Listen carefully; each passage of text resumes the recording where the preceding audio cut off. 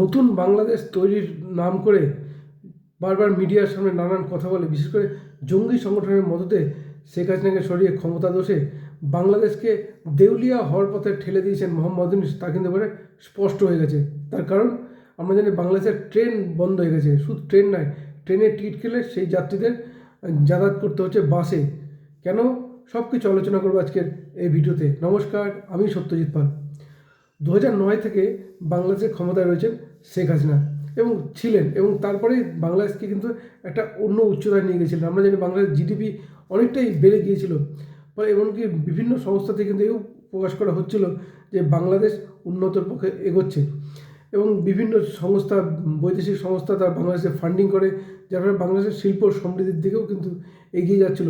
এবং ইনফ্রাস্ট্রাকচার যদি বলি, রাস্তাঘাট, ব্রিজ নির্মাণ বিভিন্ন কিন্তু তৈরি হচ্ছিল অত্যাধুনিক। কিন্তু সেইখানে দাঁড়িয়ে মোহাম্মদ ইউনূস, যিনি বাংলাদেশের প্রধান উপদেষ্টা এই মুহূর্তে, তার বিরুদ্ধে 600 কোটি টাকার ট্যাক্স ফাইল কিন্তু অভিযোগ উঠেছিল, এবং তাদেরই কিন্তু তদন্ত শুরু করে শেখ হাসিনা সরকার। এবং এরপর তিনি আমেরিকার হিলারি ক্লিন্টনের সঙ্গে কথা বলেন এবং শেখ হাসিনার উপর চাপ সৃষ্টি করতে শুরু করেন। এবং যে বিশ্বব্যাংক বাংলাদেশকে ফান্ডিং করার কথা ছিল, অর্থ সাহায্য করে, তাও কিন্তু বাতিল করতে সক্ষম হন এই মোহাম্মদ ইউনূস।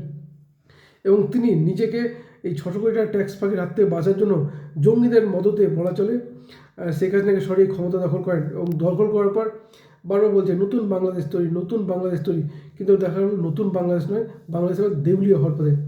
তার কারণ আমরা জানি বাংলাদেশের অর্থনৈতিক অবস্থা অনেকটা ভেঙে পড়েছে। এই ইউনূস ক্ষমতায় ফেরার পর যেভাবে অত্যাচার শুরু করেছে, যেভাবে মারধর, ভাঙচুর, বাড়িঘর, লুটপাট শুরু করেছেন, তাতে বহু বৈদেশিক কোম্পানি তাদের বিশেষ যে বস্ত্রশিল্প, যে বাংলাদেশের বস্ত্রশিল্প বিদেশে ব্যাপক হারে চলতো, তা কিন্তু বন্ধ হয়ে যায় সেখানে। এটা একটা ধাক্কা। এছাড়া আমরা জানি বহু ব্যবসায়ী, বিশেষ করে এই জঙ্গিরা ব্যাপক পরিমাণে তোলাবাজি শুরু করে, যার ফলে সরকারি পরিষেবা কিন্তু অনেক ব্যাহত হয়, সরকারি ট্যাক্স আদায় কমে যায়।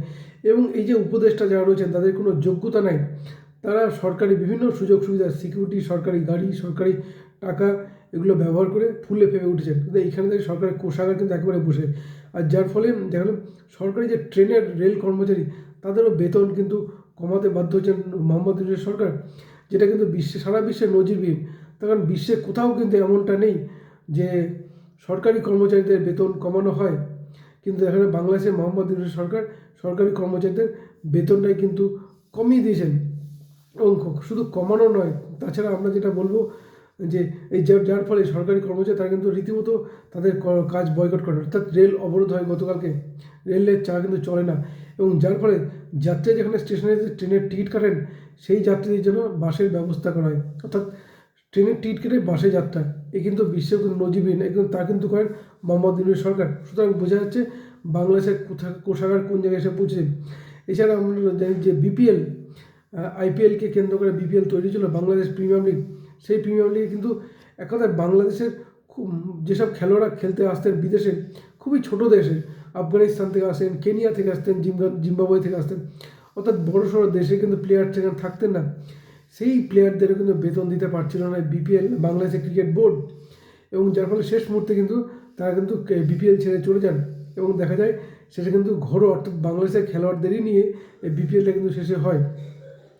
সুতরাং একদিকে যেমন ঢাকঢোল পিটিয়ে বিপিএলটা চালু করলেন, সেখানে যেন কোনো বৈদেশিক প্লেয়ারই শেষ পর্যন্ত খেললো না, ফলে একমাত্র তাদের বেতনও কিন্তু দিতে পারছেন মোহাম্মদ ইউনূস সরকার।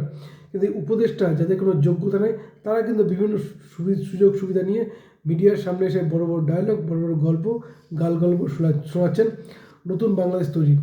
এবং কোনো মতে যে আগামী দিনের নির্বাচনটা মোহাম্মদ ইউনূস করতে চাইছে না, তাও কিন্তু স্পষ্ট। কারণ বিভিন্ন পুলিশ প্রশাসন তাদের ব্যবহার করে যে সমস্ত নেতা যাদের জনভিত্তি রয়েছে, তাদেরকে জোর করে, অর্থাৎ তারা যে ছাত্র দ্বারা তৈরি দলে যোগদান করাবেন এবং ভোটে জিতে ক্ষমতায় ফিরে, অর্থাৎ ছাত্র দ্বারা তৈরি দল সংগঠন বিস্তার করে, সংগঠনটা মজবুত হবে, ভোটে জেতার মতো পরিস্থিতি হবে, এবং তখনই কিন্তু ভোটটা করাবেন। সুতরাং সমস্ত দিক দেখলে বলা চলে বাংলাদেশ একদম অরাজকতার সৃষ্টি হয়েছে, এবং এই মুহূর্তে বাংলাদেশ কিন্তু দেউলিয়া হওয়ার পথে।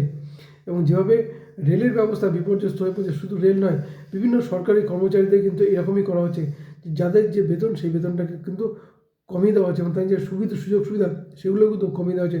আর যার ফলে ক্ষোভ বাড়ছে কিন্তু সরকারি কর্মচারীদের।